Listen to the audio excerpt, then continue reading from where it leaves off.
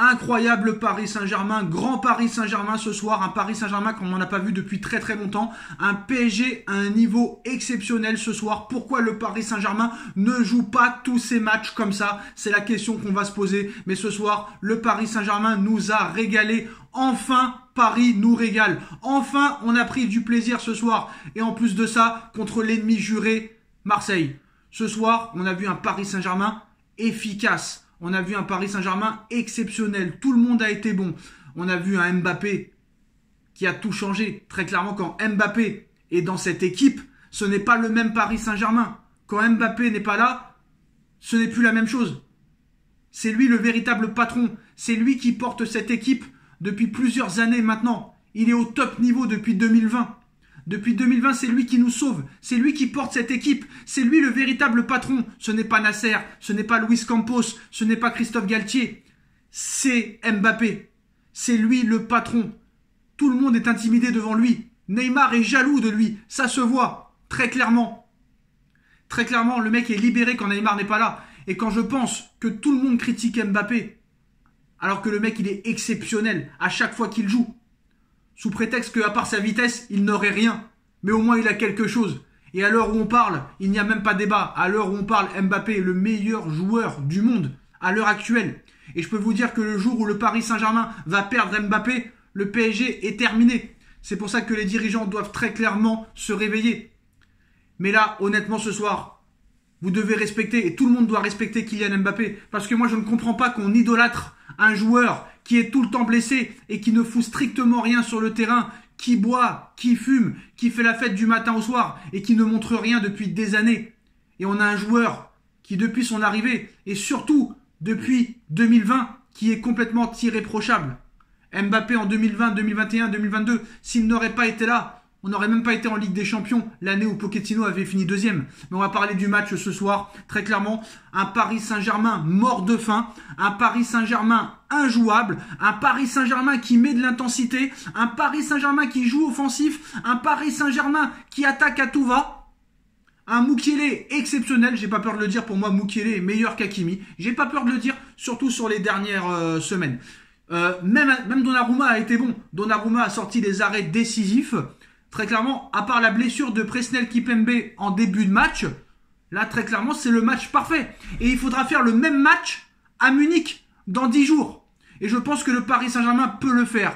Mais très clairement, les joueurs du PSG sont assez hypocrites. Parce que quand clairement ils veulent jouer, quand clairement ils veulent s'imposer, quand clairement ils se mettent en mode patron, et ben ils sont injouables. Donc très clairement, pour moi, d'accord, c'est un problème de coach, c'est un problème de direction, ce que vous voulez. Mais là, très clairement, quand ces mecs-là ont envie de jouer, quand ces mecs-là veulent se mettre au niveau, ils sont au niveau et ils sont injouables. Très clairement. Voilà. Faut pas avoir peur de le dire. Pendant ce match, il y a eu une grosse activité physique. On a vu un Marco Verratti et surtout un Fabian Ruiz et un Vitinha complètement exceptionnels. Un milieu de terrain enfin soudé. Un milieu de terrain enfin performant, un milieu de terrain enfin qui défend ensemble et qui attaque ensemble. On a vu une bonne défense. Après, c'est vrai que j'ai pas reconnu Marseille, honnêtement. Mais après, je pense que Tudor est fautif, très clairement. Alors d'accord, Samuel Gigot et Mbemba n'étaient pas là, mais tu ne peux pas laisser autant d'espace quand il y a un joueur comme Mbappé en face. Très clairement. Là, il a donné le bâton pour se faire battre, Tudor. Et très clairement, le Paris Saint-Germain en a profité. Mais soyons clairs, ce soir, c'est pas la victoire de Galtier. Ce soir, c'est la victoire d'Mbappé parce que c'est lui le vrai patron, c'est lui l'entraîneur, c'est lui le président, c'est lui le directeur sportif. Et j'espère que Mbappé restera le plus longtemps possible au Paris Saint-Germain. En plus de ça, avec son doublé, il égale le record d'Edinson Cavani. En plus de ça, la connexion Lionel Messi, Kylian Mbappé a été extraordinaire, exceptionnelle, complètement folle. Ça fait vraiment plaisir. Nuno Mendes, alors très clairement Nuno Mendes, après Mbappé, c'est le meilleur joueur du Paris Saint-Germain. Et je pense que Nuno Mendes, très clairement, s'il ne se blesse plus, c'est l'un des meilleurs latérales gauche du monde. Nuno Mendes, quelle activité, quelle rapidité. Honnêtement, c'est exceptionnel. Voilà. Enfin, on a retrouvé un Marquinhos à un niveau acceptable. Ça fait plaisir. Du grand Marquinhos ce soir. Il y a eu aussi de bonnes choses au niveau tactique, au niveau technique. Il y a eu des prouesses. Et ça fait plaisir ce soir. Ça fait plaisir de voir un Paris Saint-Germain comme ça. Mais nous, on veut que ça dure. On veut que ce soit sur le long terme. Est-ce que ça restera comme ça tous les matchs? J'ai du mal à le croire. Mais on va profiter ce soir. On va profiter de cette victoire. 3-0.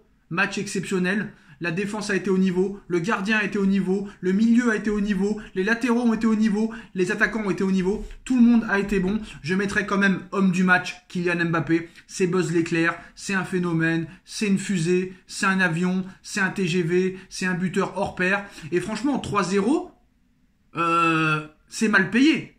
Avec toutes les occasions qu'on a ratées, les occasions d'Mbappé, les occasions de Marquinhos, les occasions de Messi, franchement, ça aurait dû finir à 8 ou 9-0. Très clairement. Et ça m'a fait peur à 2-0, hein, toutes les occasions manquées. Mais voilà, le PSG a su gérer ça. J'ai retrouvé Marquinhos à un bon niveau et ça fait réellement plaisir.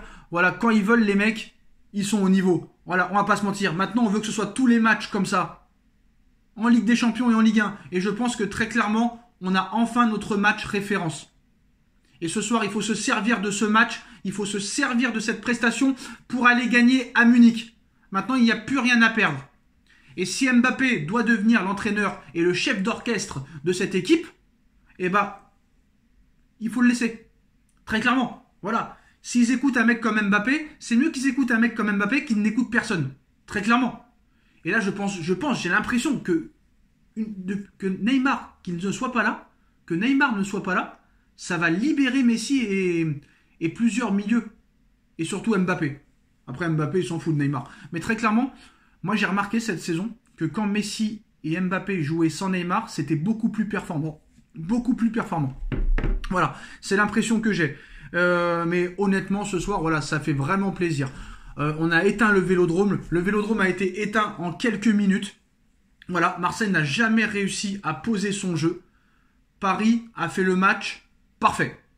Et ça fait très très très très longtemps que le PSG n'avait pas fait le match parfait. Mais en tout cas, Mbappé, c'est le leader. C'est le meilleur joueur du monde et il est au Paris Saint-Germain. Et quand Mbappé sera sur le terrain, je pense qu'on peut être confiant. Le mec, à lui tout seul, il nous a qualifiés en Ligue des Champions pour la saison 2021-2022. À lui tout seul, il nous a fait gagner le titre. Il a porté cette équipe tout seul quand Neymar n'était pas là pendant des mois et quand Messi n'était pas encore là. Ça fait des années qu'il porte l'équipe. À lui tout seul, sur ses épaules. C'est un bagarreur, c'est un battant, c'est un travailleur, c'est un pragmatique et c'est un phénomène en plus de ça. Le mec, il revient de blessure. Il change presque la physionomie du match contre le Bayern. Malheureusement, le but a été refusé sur un hors-jeu de Nuno Mendes. 3 jours plus tard, il bat à lui tout seul le LOSC. Et là, ce soir, il te met encore un doublé. Le mec qui revient de blessure, pas d'excuses. Je marque direct, je suis décisif direct. Mais quand c'est Neymar qui revient de blessure, faut pas trop lui en vouloir, faut pas trop être dur avec lui, il revient de blessure. Ça, c'est les excuses de fiotte. Quand t'es un vrai champion, tu es bon tout le temps. Quand t'es un vrai champion, tu peux revenir de blessure depuis 2 mois, tu es bon direct. Alors je sais pas ce que vous avez avec Neymar, je sais pas ce que vous avez contre Mbappé, mais Neymar est une fiotte, Mbappé est un phénomène. Mbappé, c'est du Picasso, c'est de l'art contemporain. Neymar n'est plus un joueur de foot, donc arrêtez d'idolâtrer Neymar. Arrêtez d'idolâtrer Neymar. Arrêtez de nous raconter votre Final 8 où il a pas mis un but, et une passe décisive. C'est ça vos références. C'est ça votre référence de Neymar au Paris Saint-Germain. Mbappé, je vais vous en sortir combien de références? Le triplé contre le Barça à l'aller, le but au retour, au Parc, le doublé contre le Bayern. Et j'en rate, et j'en oublie. Neymar n'a pas de match référence au Paris Saint-Germain. Un match contre Liverpool en 2018, ça s'arrête là. Et après des petits matchs par-ci par-là. Quand Mbappé met un triplé, c'est normal.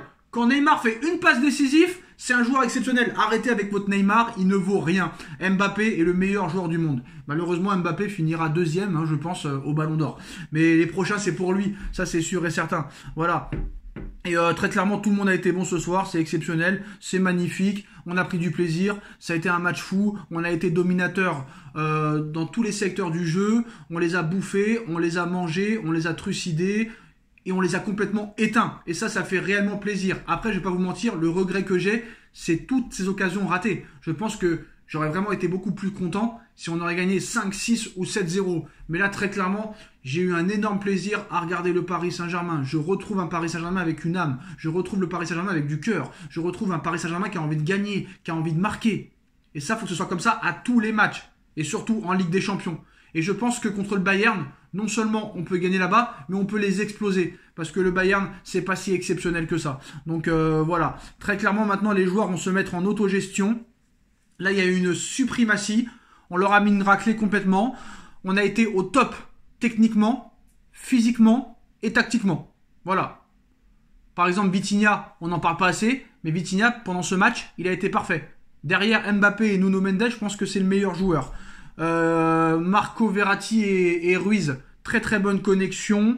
La connexion Messi-Mbappé, ça a été totalement de la folie ce soir.